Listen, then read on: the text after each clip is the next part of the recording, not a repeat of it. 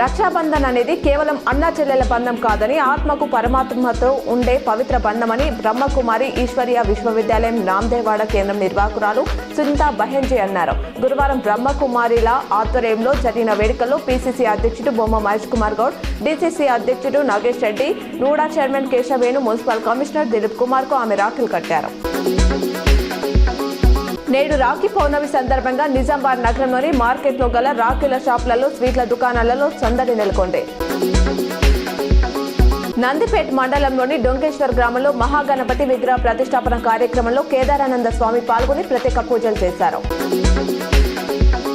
శ్రీరామ్ సాగర్ ప్రాజెక్టులో నీటి మట్టం 1079.90 అడుగులుగా ఉంది. ప్రాజెక్టు నీటి నిల్వ 44.713 టీఎంసీలుగా నమోదైంది. 24 గంటల్లో 963 క్యూసెక్ల ఇన్ఫ్లో, 963 క్యూసెక్ల అవుట్ఫ్లో నమోదైంది. ప్రస్తుతం ప్రాజెక్టు నుంచి వరద నీరు విడుదల చేయడం లేదు. ఇప్పటి వరకు ప్రాజెక్టులోకి 35.112 టీఎంసీల నీరు చేరగా 6.731 టీఎంసీల నీటిని విడుదల చేశామని అధికారులు వెల్లడించారు.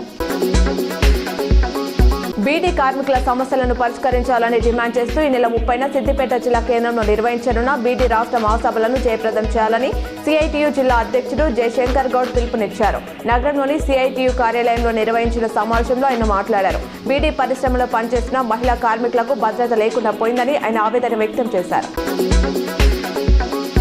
చక్కెర రేటు కేజీ రూపాయలు 75 నుంచి 80కి చేరడం, డిమాండ్కు తగ్గ సరఫరా లేకపోవడంతో క్విక్ కామర్స్ ప్లాట్ఫామ్ కొనుగోళ్లపై పరిమితులు విధిస్తున్నాయి. డిమార్ట్ వంటి రిటైల్స్తో పాటు BigBasket, Blinkit, Swiggy, Instamart, జెప్టోలో బ్రాండ్ను బట్టి గరిష్టంగా 3 నుంచి 5 కేజీలకు అనుమతిస్తున్నాయి. వేరే బ్రాండ్లు అయితే మరింత కొనుగోలుకు అవకాశం కల్పిస్తున్నాయి.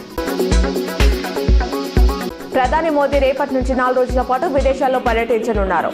ఉజ్బెకిస్తాన్ అధ్యక్షుడు షావ్కత్ ఆహ్వానం మేరకు రేపు ఎల్లుండి ఆ దేశ రాజధాని తష్కెంట్ను సందర్శించనున్నారు. ఈ నెల 31 సెప్టెంబర్ 1 తేదీలో కిర్గిస్థాన్, రాజస్థాన్